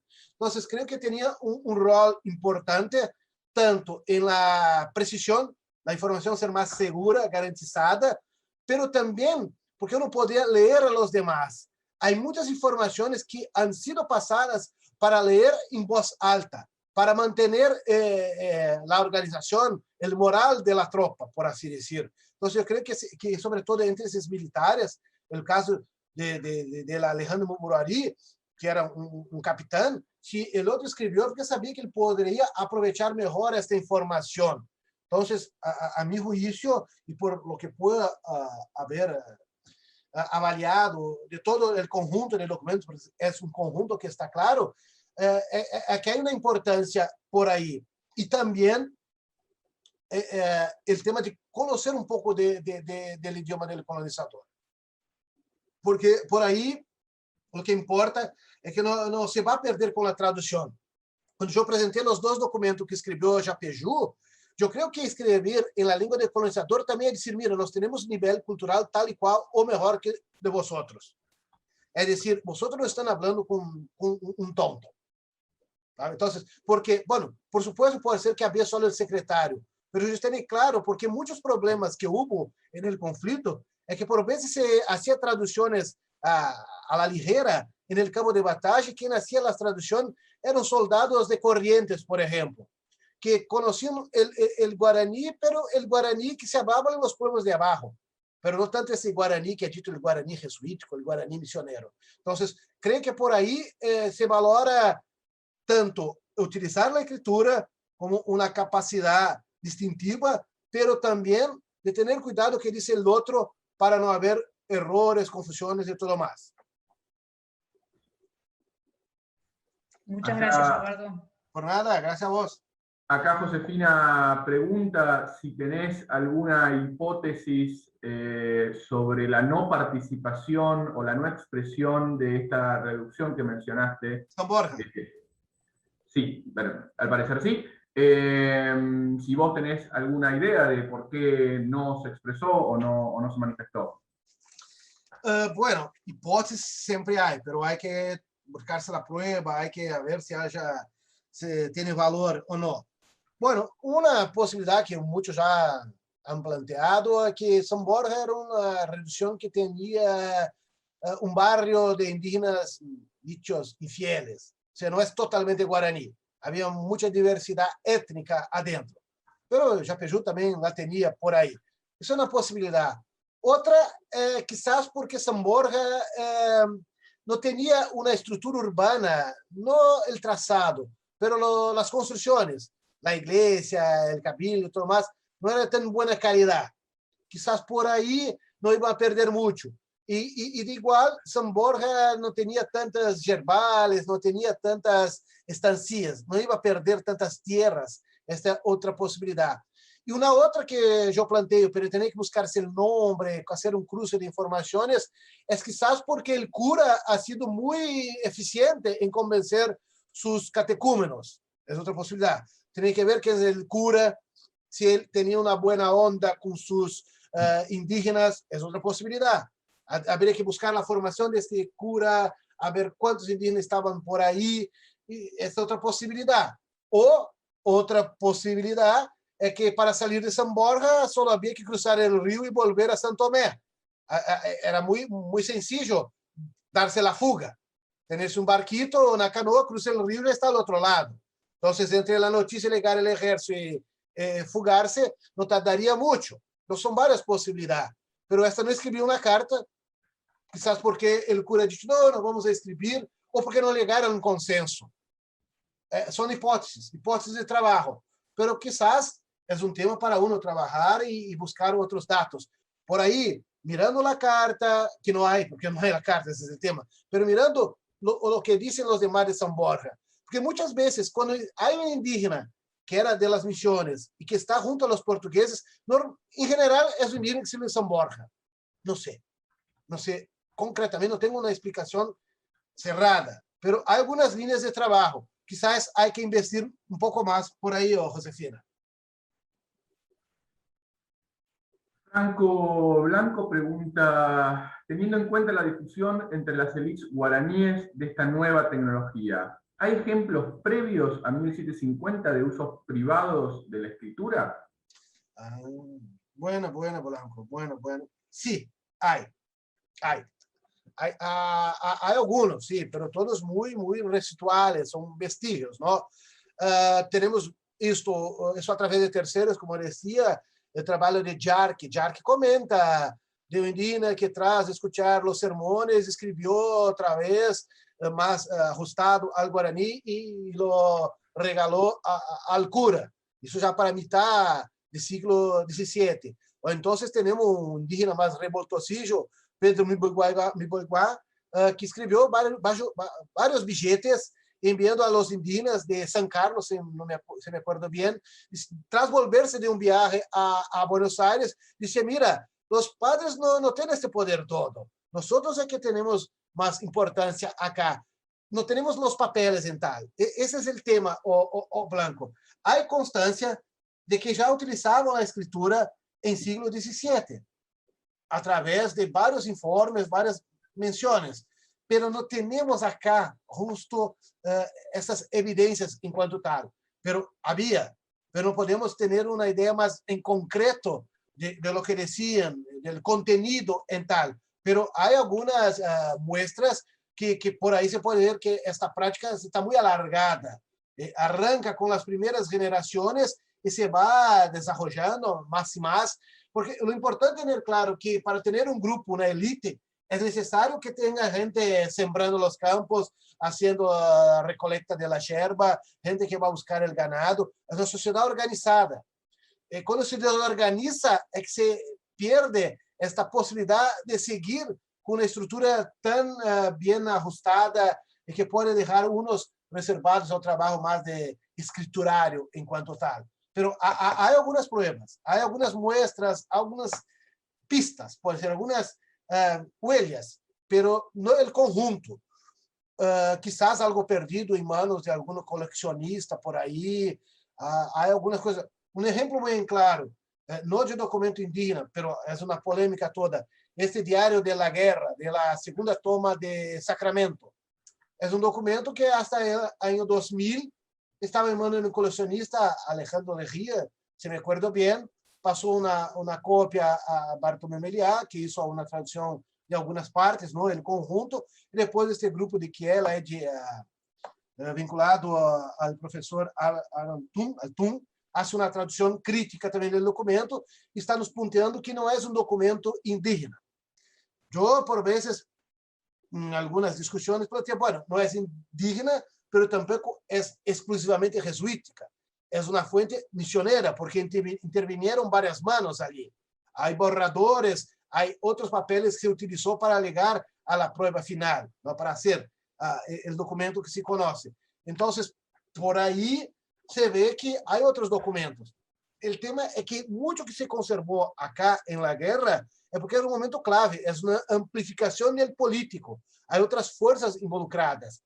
Quizás alguna cosa aún se pueda ubicar, pero en los archivos de momento aún no se encontró mucho, pero quizás en manos de coleccionadores, alguna cosilla por ahí. Bueno, tenemos, siguen llegando preguntas. Antes un comentario de Bárbara Caletti que dice, si no me equivoco, cuando es la anexión lusitana de 1801, los lusitanos encuentran bastantes apoyos justamente en San Borja. Es verdad, es verdad, es verdad. Es verdad, justo. Sí, sí. Y, por ahí San Borja es todo un tema, San Borja. Y acá Fabián Vega nos comenta que el documento mencionado por Eduardo, hasta el año pasado al menos, seguía en manos del coleccionista Alejandro Larguía, fallecido el año pasado. Así que habrá que ver la dispersión de documentos privados. Bien, tenemos dos preguntas más. Tenemos una pregunta de Gastón Juárez y, si tenemos tiempo, también de Marielena Molesi. Empecemos por prioridad de alumnos. Pregunta Gastón, en los escritos posteriores a la expulsión, ¿los guaraníes hacen algún tipo de reflexión sobre su relación con los jesuitas? ¿Modifican su punto de vista sobre la relación con los miembros de la compañía? Bueno. Ellos van a hacer una comparación sobre todo con los nuevos curas que vienen, que no son jesuitas, franciscanos, americanos, etcétera. Van a decir que cuando habían los otros curas no había los mismos problemas. Así echan de menos, añoran mucho la pedagogía ignaciana. Eso es muy claro, porque dicen que estos nuevos curas no estaban haciendo su trabajo, los administradores tampoco. Hace una comparación como era antes y con los retos que estaban viviendo concretamente tras la expulsión. Pero lo que más llama la atención es que también van a hacer una suerte de denuncia de otros liderazgos indígenas que no están haciendo su papel. Van a decir, mira, esses caciques não são caciques de coisa alguma, não têm poder alguno, não têm autoridade, são caciques de papel, etc. Sí, ahí se puede ver, pero también se ve muy en claro el cotidiano, qué está pasando adentro, cómo estaban viviendo, cuál era el problema que estaban, la talla de la yerba mate que el administrador hacía en mal momento y todo más. Son documentos muy buenos para trabajar esa desestructuración de las reducciones. ¿Sabes? Tras los jesuitas es un momento que ellos tienen noción del momento político, ahí está, pero también utilizan dentro del legalismo los documentos. Es decir, tienen muy en claro la recepción. Están escribiendo para ser bien recibidos. Y muchos dicen, bueno, por veces no sabemos escribir bien en Castilla. Y siguen escribiendo. Es un esfuerzo grande de una parte de la población, sobre todo de la élite, que la élite utiliza la escritura para se promocionar también.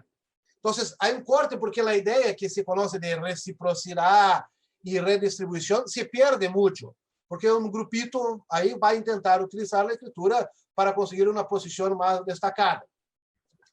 Entonces, es curioso esos documentos para ver cómo se deshace, ¿no? Cómo se desarma toda una estructura, y ahí sí hay una pelea fuerte adentro del grupo de esta élite, sobre todo entre corregidores y caciques y otro grupito que está más cercano a la nueva administración. Ahí a gente puede ver estas fricciones adentro, cosa que quizás había antes, pero no había constancia, ¿no? Los jesuitas intentaban arreglar la cosa a las buenas, ¿no? Só charlando. Y ahora no, el problema está más gordo, como un todo. Bien, bueno, nos queda la pregunta de María Molesi. Dice, ¿hay escritura de guaraníes de la época de la independencia, habida cuenta de la importancia de los guaraníes en el proceso independentista? Bueno, gracias por la pregunta, María Elena. Yo creo que hay otra gente que está trabajando más con ese tema de las independencias, con la modernidad política también. Guillermo apunta alguna cosita, trabajo de Capucín Bodá también, trabajo con esa cosita. Es curioso, porque aparte de tener en guaraní, ¿no? Belgrano, también tenemos en quechua. Quizás por ahí para alcanzar un público más largo, y que muchos de esos indígenas estaban en la década revolucionaria, ¿no? Andresito, Artigas y todo más. Yo creo que ahí tiene que buscarse más los trabajos de los especialistas, que yo no he avanzado tanto para este momento. Yo voy hasta la expulsión un poquito más y no adentro en este momento ahí de las independencias, porque me parece que es un momento muy distinto, incluso que va a tener un impacto muy fuerte en las reducciones, porque muchos van a ser reclutados, van a ser soldados, van a tomar las armas. Entonces, yo por ahí no tengo de conocimiento que pueda garantizar una respuesta más definitiva a vos. Entonces, yo creo que tendría que volver a los demás que están trabajando con ese tema de cómo la política va a ingresar en las reducciones, porque de igual nós teremos que en 1801 termina el régimen de comunidad de las reducciones. Esos indígenas son por hábiles, ¿no? Los liberta y dicen, bueno, van a vivir a su suerte también. Entonces, es otro momento. Hasta entonces estaba vinculado, porque tenían obligaciones con la monarquía, pero después es otra cosa. Entonces, te pido disculpas, pero no puedo avanzar mucho, porque nunca me he dedicado con atención a este tema en concreto. Gracias, Eduardo. No, gracias a vos, Molesi. Bien, bueno, nos toca, creo que si van saliendo algunas otras preguntas, yo también tendría, o sea, nos toca preguntar a los miembros del seminario, pero sigue abierta la posibilidad. Me gustaría realizar una pregunta / comentario a mí, y después tenemos otra de Fabián. Y una cosa que me llamó la atención a mí de lo que dijiste también, y también releyendo un poco tu libro, es esta idea de la relación con los documentos. ¿Sí? Esta idea de la cual en teoría deberíamos ser todos como historiadores conscientes de lo escaso que son, bueno, sobre todo aquellos que nos dedicamos a siglos, bueno, no sé si nosotros nos dedicamos tantos siglos tan anteriores, pero al menos pre-siglo XX, esta idea de que, bueno, de lo poco que sobrevive finalmente escrito, y en particular si es manuscrito. Y teniendo en cuenta, o sea, creo que lo podemos desdoblar en dos la pregunta, teniendo en cuenta también la presencia de estudiantes de seminario y de gente que está iniciándose en su carrera de investigación. ¿Qué opinas sobre el corpus, o sea, documental que estuviste trabajando? ¿Te parece, intuís que hay mucho más allá de que hay mucho por trabajar, supongo, al respecto, ¿no? Y eso podría preguntarte, por un lado, ¿cuáles pensás que son los posibles campos de trabajo sobre estos temas en el futuro? Pero, ¿te parece que quedan documentos por descubrir así? O sea, particularmente me llamó mucha atención esta idea de estos papelitos que estaban entre legajos, que aparecían así casi de manera azarosa, y ese sentimiento que uno tiene al encontrar un documento que no estaba, creo que todos lo hemos transitado, donde encontrar un documento que no lo estábamos buscando. Me imagino que además con el tamaño y la característica de tus documentos, la sorpresa debe ser muchísimo mayor. Pero bueno, eso, primero, para no ir por las ramas, ¿qué pensás que serían las posibles cuestiones a investigar? Y a nivel del corpus, si pensás que todavía es necesario seguir buceando en estos archivos locales, o si, bueno, más o menos hay algo ya cerrado, por así decirlo. Bueno, gracias, Nicolás, por la pregunta. Bueno, yo creo que el corpus como un todo, que yo hizo concretamente ha sido enmarcar que hay un corpus documental indígena, ¿no? Aparte, yo creo que se conocía, pero mostrarse que se escribía antes y después de la guerra como tal. Eso me parece muy claro. Porque, como tú sabes bien, esses papeles están por aí e estão muito dispersos, sendo despistados para um lado, para o outro. Alguns, por vezes, se dizem que está junto ao legajo e só há a cópia, não se enviou, se perdeu. Curiosamente, se nós por ver, Nicolás, a primeira vez que se utiliza um documento indígena como prova de sua capacidade de escritura ha sido na relação abreviada que lo escreveu o Marquês de Pombal, que é uma peça anti-jesuítica que não tem autor, mas sabe que está firmada. Não se está firma para saber quem lo escreveu. E allí já utiliza documentos que han sido tomados no campo de Baixaja, sobretudo de Valentim Bariguá, documentos que estavam em manos do governador de Montevideo, Joaquim Viana. Joaquim Viana tinha esse documento, da tradução castelhano, passou na cópia ao comissário português, que lo utilizou como prueba. Um livro que se publicou em 1758. Já está, há 2 siglos e meio já se habla desses papeles. Mas, claro, que esse documento estava fraguado com outro título para incriminar os jesuítas que teriam toda a culpa. Esse era o tema. Nada imaginava que os índios tinham essa capacidade. O que passa é que toda uma geração de historiadores em Hispanoamérica, desde Miguel León Portilla, Stephen Ster, James Lockyer, etc., Vastel, mas estavam valorando esses documentos escritos com a letra de índios, não? O sea, que han volcado os holofotes na mirada no ao colonizador e ao colonizado. Há muitos documentos por aí. O que isso é tentar aplicar-se um pouco esta metodologia, esta aproximação ao mundo guarani, porque eu tenho uma formação de historiador, mas também tenho muito minha trajetória como arqueólogo, na arqueologia histórica. Sobretudo, me trabalho com Arno Kerr, ¿no? Que é o meu diretor de maestria. E se dizia que os índios não escreviam. E eu me quedava muito curioso como não escreviam e puderam escrever aquelas cartas. Só haciam cópias. Bueno, deixa por aí.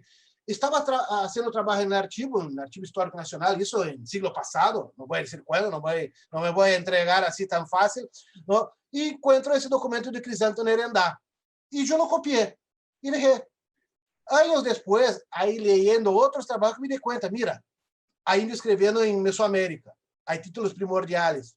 Pô, quando eu conheci o trabalho de Gumam Poma de Ala, espera, não pode dizer que não passou nada cá essas reduções. Se um índio sabe escrever em Mesoamérica, outro em Los Andes, por que os de acá não puderam escrever como autônomos? Furlong comenta algo em Missões de sus Pueblos, pero dizia, autor não se pode dizer que lo são. Pero a categoria autor tampouco se utilizava no século XVIII. Vamos a Foucault, que é que es el autor, não é verdade? por ahí la categoría tiene que tener el público para tener el autor, pero escribieron. Yo creo que eso no queda duda. Ahí está. Entonces, yo pienso de estos materiales. Hay los lingüistas que están ahora sacando otras categorías, intentando ver un poco más, porque yo no manejo bien el guaraní. Puedo identificar, puedo tener una idea del contenido, pero no puedo ir a fondo en la lengua. Entonces, por ahí tenemos hoy toda una generación de estudiantes que están manejando mucho más el guaraní y trabajando a partir de estudios de casos con determinados materiales. Un ejemplo que yo comenté, esta chica que ha hecho una maestría acá en la universidad, acá en la URGS, trabajó solo con los documentos de Crisanto Nerendá, mas no, mira, no tenemos el original, pero hay varias copias de aquel documento, como la circulación, la copia de los documentos, como el impactado. Hay toda una discusión hoy sobre autoría y todo más que se puede trabajar con esos materiales. Los temas, las líneas que yo veo que se puede invertir, algunas yo he comentado, me voy a repetir, el tema del bilingüismo, a ver quién sabía o no sabía hablar el castellano, si esto, cómo lo valoraban, porque decían que los curas valoraban mal, decían que era andariego, vagamundo, si uno supiera el castellano. Era una prueba que había tenido una vida extra-reduccional. Hay constancia de castigos y todo más a indígenas que hablar el castellano, era medio prohibido hablar adentro. Podría ser que solo supieran leer, no hablar. Pero hay un bilingüismo oralizado. Hay una expresión muy curiosa que aparece en las fuentes, que un jesuita decía que era un chapureado mal cocido. Chapureado mal cocido. ¿Cómo hablaban el castellano? Un chapureado mal cocido. Chapurear, ¿no? Por eso jugaba con vos con la palabra en nuestros trocas de WhatsApp. Un chapureado mal cocido. Ese es un tema que podría... Hay un cruce de historia de la cultura escrita con la lingüística. Da para más. Todos esos materiales del periodo entre la guerra y la expulsión, esos 10 años, porque ellos pasan a se comunicar directamente con el gobernador. Lo que envían los documentos que está en Mitre, los documentos que están en Mitre, de 1761, que es un recuento de hombres y de armas también. Este momento ya no están hablando directamente con jesuita, no es más un mediador cultural, ya está casi que echado. Entonces, esas también son clave para entender lo que se va a pasar tras la expulsión. En la otra línea, y ahí vosotros que están en Argentina, tienen la facilidad, que es investir en los legajos tras la expulsión. Hacer venga, solo tenemos memoriales, no hay cosas de injusticia también. Habría que hacer una investigación más profundizada. Yo creo que es un tema que da para más. Y ahí no hay casi el problema de leer el guaraní, porque casi todos están o bilingües, hay memoriales bilingües, o memoriales directamente en castellano. Entonces, yo creo que es otra línea que da para más, por lo menos. Entonces, por ahí podría pensarse otras cosas.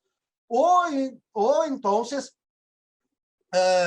por una pista que nos deja el Ferramás, que comentar que un tal Índio Melchior, de una reducción, escribió una historia de su reducción, que es una cronología.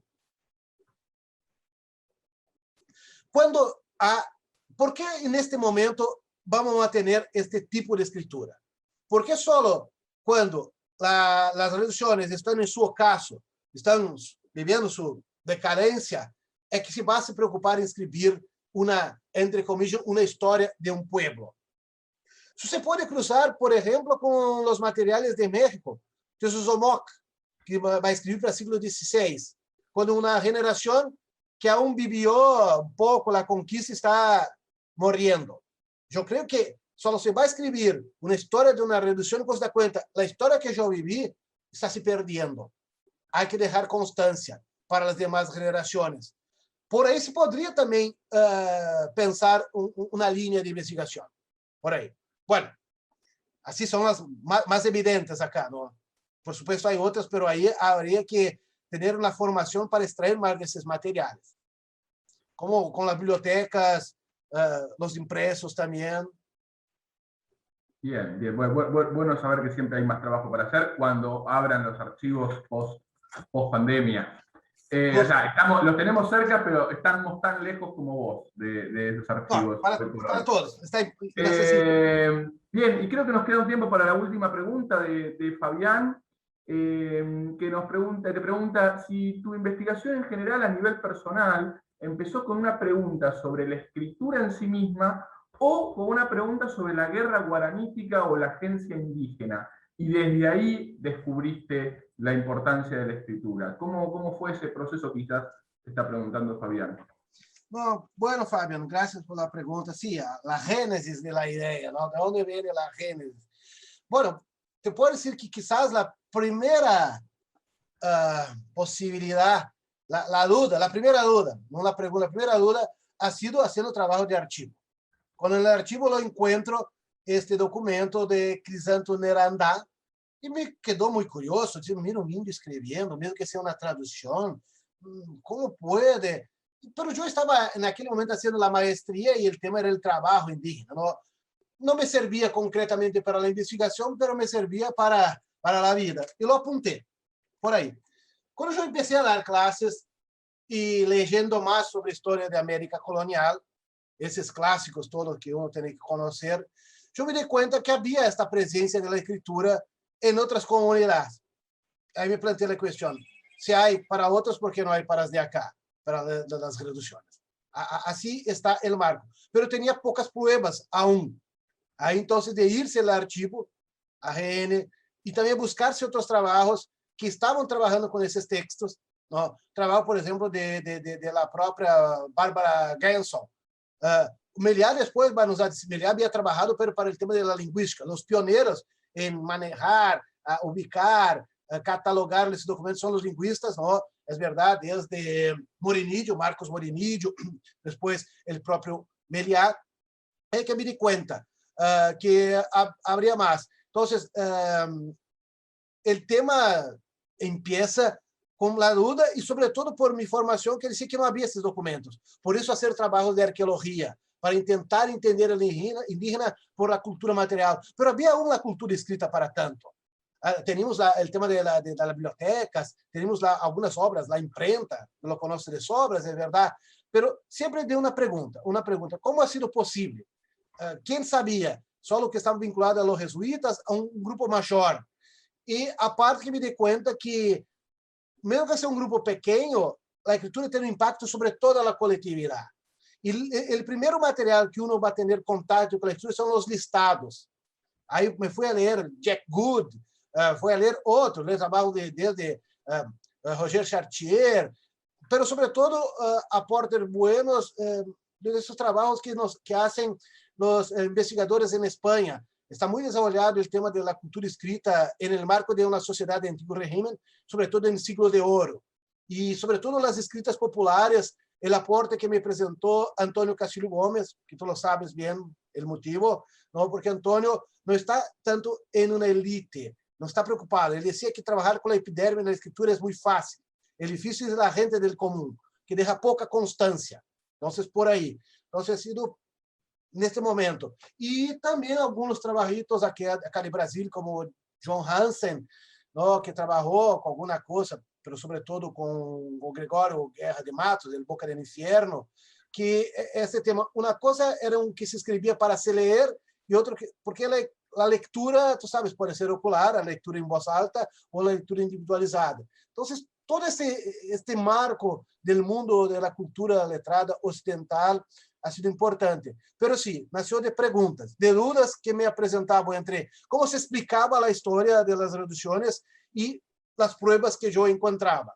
Entonces, ¿yo qué hacía? O destruía las pruebas o cambiaba el marco interpretativo. Había necesidad de una teoría más potente que diera cuenta de todas esas cosas que aún no sabían dónde encajar. Y de igual, te digo más, Fabián, hay por veces papeles que uno encuentra que no sabe muy bien encuadrar, que no sabe por qué se ha generado. Algunos se puede tener más claro el momento, las condiciones de producción, pero otros pueden ser muy individuales, una prueba de desesperación.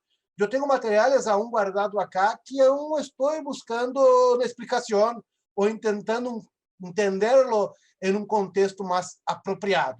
Así que yo creo que el tema dá para más, mucho más, no hay duda sobre eso. Lo que hizo fue abrir una puerta, ¿tá? Una puerta, y tampoco ha dado cuenta de todo. Me acuerdo bien que cuando César estaba por ahí con vosotros, ¿no? César Pereira, me escribió un mail, decía, Neumann, va a tener que escribir una segunda versión de tu libro. Ha encontrado más un montón de papeles acá. Yo decía, pero no están en cuenta que yo he dicho, solo son una prueba más de que realmente hay mucho que buscarse. Yo no hice un trabajo más exhaustivo, pero sobre todo ordenar las informaciones sobre este mundo de la cultura escrita y sobre todo no solo un trabajo de historia cultural, pero muy conectado con una historia social. ¿Quién son los agentes? ¿Quién tiene acceso a todo eso? Eso que yo estaba buscando concretamente. Bueno, hemos tenido, creo, un intercambio intenso de preguntas. Y creo que también ya estamos sobre la hora. Nunca probamos en realidad demasiado cuánto dura esta conexión. Siempre nos queda el margen de las 5 como un límite medio misterioso, pero como la tecnología es en el fondo misterioso, vamos a dar el cierre a la conferencia. Bueno, nuevamente, Eduardo, la verdad que ha sido un placer tenerte, al menos a través de una pantalla virtual. Es bueno conectarnos y seguir en estas charlas. Y nuevamente también agradecemos al Instituto Ravignani y al Grupo Religio por habernos hospedado, a los miembros de este seminario y de este ciclo de conferencias, que esperemos también podamos continuar el año que viene. Obviamente, en realidad esperemos que el año que viene... que venga el año, que venga el año, un año de verdad, ¿no? Que venga el año de verdad. Claro, que el año que viene podamos hacerlas presenciales o bimodales, pero ojalá que este tipo de conexiones sigan de pie. Y también muchísimas gracias a todos los que hicieron preguntas y los que estuvieron en el público escuchando atentamente. Gracias a vosotros. Es un motivo de honor volver a reanudar contacto con los amigos de Argentina. Es una lástima no estarnos presencialmente, que va a ser mucho más productivo y placentero, ¿no? Pero vamos de a poco. Pronto volveremos. La post-conferencia, que es lo más placentero. Exacto. Con la charla en el pasillo, todo más, cambiarse el libro, otras informaciones. Eso estamos muy limitados. Es una lástima. No hay vida académica por pantalla. Estamos haciendo lo posible. Ya volveremos. Hay que mantener la esperanza. Bueno, entonces un saludo grande a todos los miembros. Que pasen bien, cuidarlos. Quizás 2020 va a ser... Chao, muchas gracias, Eduardo. Gracias a vosotros. Adiós, Valentina, María Molesi, Nicolás. Adiós, hasta luego. Hasta luego, los dejo. Bye, bye.